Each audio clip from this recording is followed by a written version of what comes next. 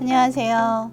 서울 창업허브와 함께하는 조직진단 전문가가 바라보는 팀빌딩의 중요성 교육과정 2강을 시작하도록 하겠습니다. 저는 스타트업 조직 및 팀빌딩을 강의를 하고 있는 블루오빗의 이지숙입니다. 지난 시간에 우리는 스타트업 조직 문화 특징에 대해서 알아보았는데요. 1차 시 강의 잠깐 요약하고 2차 시 진행을 하도록 하겠습니다. 1차 시에서 우리는 스타트업 조직 문화의 특징에 대해서 알아보았습니다. 스타트업 조직 문화는 사업을 시작함과 동시에 발생이 되며 리더의 역량은 곧 시스템에 반영되는 특징을 가지고 있었죠. 창업자 혹은 창업팀 구성원들의 보유하고 있는 특성의 좌우가 되며 관련 분야와 적합성, 충분한 경험과 지식, 업무 수행 능력에 따른 객관적 평가가 필요합니다. 두 번째, 경험적 지식이죠. 지식과 아이디어를 행동으로 현실화시키는 혁신이 필요합니다. 리더의 역량은 곧 조직 문화라는 그러한 특성을 가지고 있습니다. 세 번째, 업무 수행 능력입니다. 부족한 인력의 문제를 해소하기 위해서 각각의 구성원들은 내가 잘 하지 못하는 비전문가 영역에 대한 부분도 직무를 같이 수행을 하고 있죠. 그렇기 때문에 이런 부분에 있어서 팀원들이 자유롭게 아이디어를 내고 이 부분들을 수용해서 능동적으로 업무를 수행할 수 있는 그러한 조직 문화를 형성해 가는 것이 중요하다고 말씀드렸습니다. 이번 시간에는 스타트업의 성장 단계별 팀빌딩에 대해서 알아보려고 합니다. 자, 그럼 스타트업의 성장 단계별 팀빌딩을 알아보기 위해서는 우리는 스타트업의 사업화 단계부터 알아봐야 될 것 같습니다. 스타트업의 사업화 단계입니다. 스타트업의 사업화 단계를 크게 나누면 매출 발생을 하느냐 아니면 매출이 없느냐 크게 두 가지로 나누어지겠죠. 매출이 발생이 안 되는 경우에는 아이디어 단계와 제품이 시제품이 있는 경우, 없는 경우 이렇게 나눠질 것 같습니다. 아이디어 단계에서는 우리가 흔히 얘기하는 예비 창업자 단계겠죠.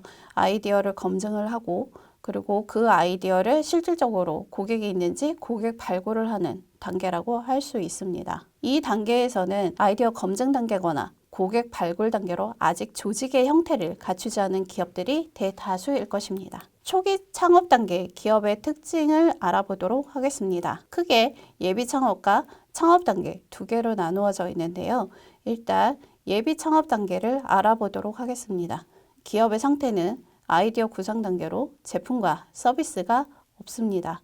아이디어에 따라서 수시로 비즈니스 모델이 바뀌기도 하죠. 그리고 구성원들이 다 갖춰지지 않은 상태입니다. 그렇기 때문에 초기 스타트업의 전형적인 조직의 특성, 즉 CEO 역량에 따라서 의존하는 사업하는 시기가 될 거고요.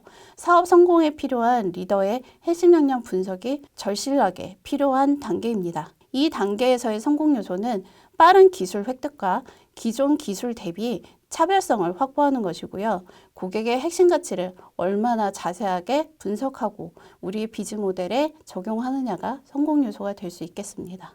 그래서 이 단계의 목표는 잘 팔리는 제품과 서비스 구축이 목표가 됩니다. 그 다음 이미 창업 단계, 즉 사업자 등록을 한 단계라고 할 수 있는데요. 이 단계에서는 시제품을 제작하고 아이디어를 투자자에게 판매를 하도록 하는 그러한 기업 상태가 됩니다. 창업자의 역할은 창업자의 주도하에서 비즈니스가 전개가 됩니다. 주로 창업자의 동업자 혹은 창업자의 지인으로 인해서 팀 구성이 되고 있고요.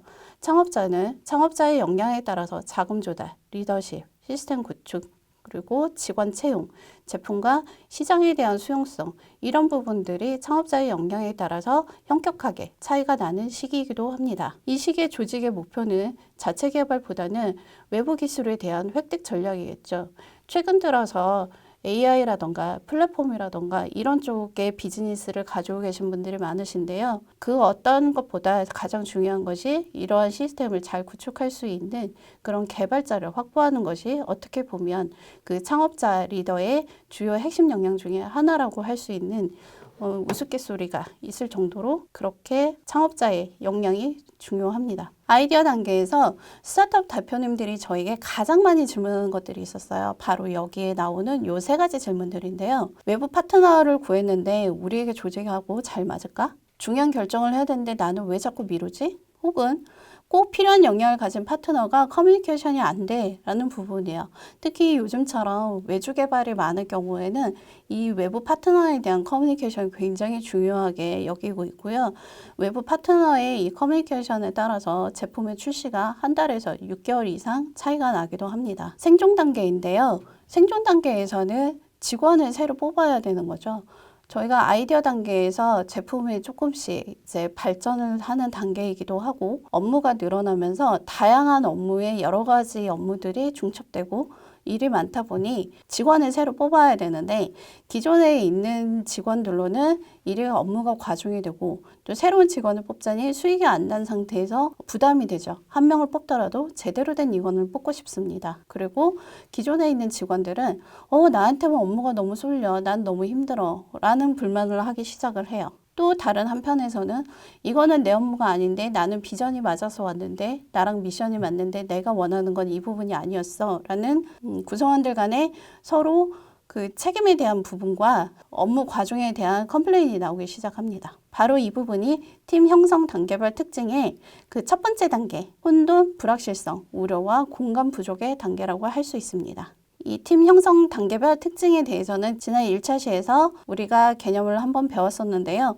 이 단계에서는 팀의 역량은 리더의 지침과 방향에 따라서 굉장히 높은 의존도를 나타내고 개인의 역할과 책임은 불분명해지며 때로는 팀 프로세스가 무시되면서 개인의 의견도 자연스럽게 무시되는 경우가 있습니다. 구성원은 시스템 이퀄 리더, 즉 리더의 역량에 따라서 그리고 리더의 말에 따라서 시스템이 변화되는 그러한 결과를 낳게 되죠. 초기 창업 단계 조직의 특성을 알아보면 회사의 목표를 성장하고 성숙한 조직 문화를 갖추는 것이 목표가 우선시 되어야 되겠죠.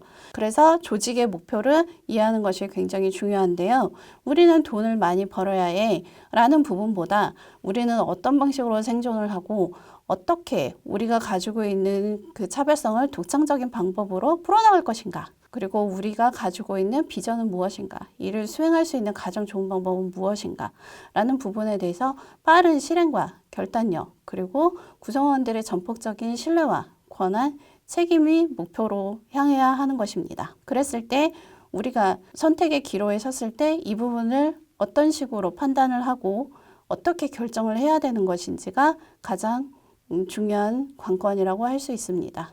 그래서 단계별 특징으로 보면 각각의 구성원들은 조직의 문화를 이해를 하고 육성을 해야 하는 것이죠. 창업 초기의 직원 채용을 알아보면 우리는 지금 새로운 조직을 계속 형성을 하고 있고 구성원들이 이직과 또 새로운 채용을 통해서 지속적으로 우리에게 맞는 사람들을 찾아가는 단계이기도 합니다. 직원 채용의 니즈는 투자자의 요구나 아니면 인력 부족으로 인해서 시작이 되고요.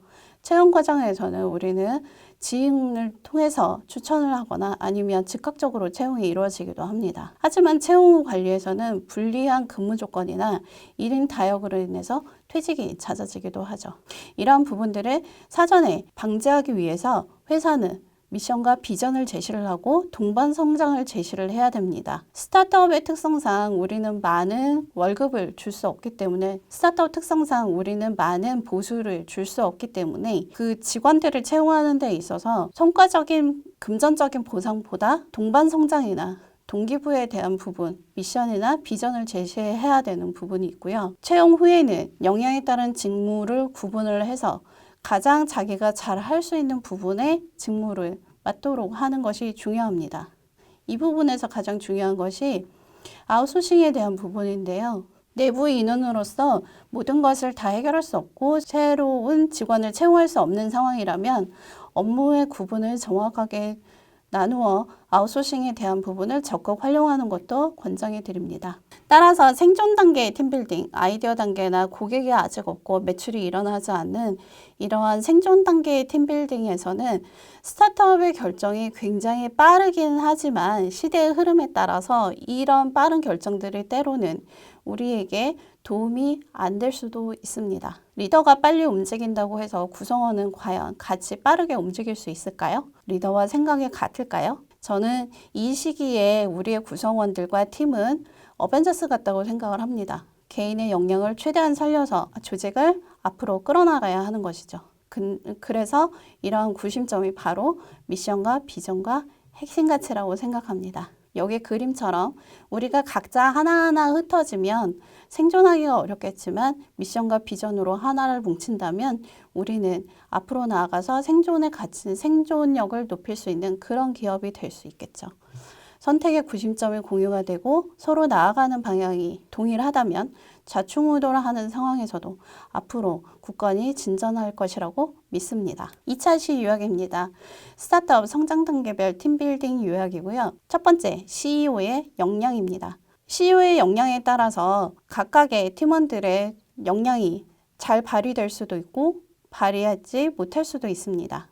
관련 분야의 적합성, 충분한 경험과 지식, 그리고 CEO의 영업적인 능력, 이런 부분들이 결국에는 조직의 나아갈 방향과 성패를 가르는 그러한 특별한 조직 형태를 가지고 있습니다. 두 번째, 조직 성장을 위해서 전폭적인 책임과 신뢰가 구성이 돼야 되고요. 세 번째, 인력의 적절한 배치 및 아웃소싱을 적극 활용해서 구성원들의 업무에 관한 과중을 줄여주고 구성원들의 직무 수행 능력에 따라서 적절한 배치를 하는 것이 이 단계에서 조직 문화 형성과 팀빌딩을 통한 구성원들의 동기부여를 강화할 수 있는 그러한 방법이라고 할 수 있습니다. 2차 시에서는 스타트업 성장 단계별 중에서 아이디어 단계와 고객 발굴 단계에 대해서 알아보았습니다. 다음은 3차 시에서는 스타트업 성장 단계별 팀빌딩 3차 시, 성장 단계에 있는 스타트업의 특징을 알아보도록 하겠습니다.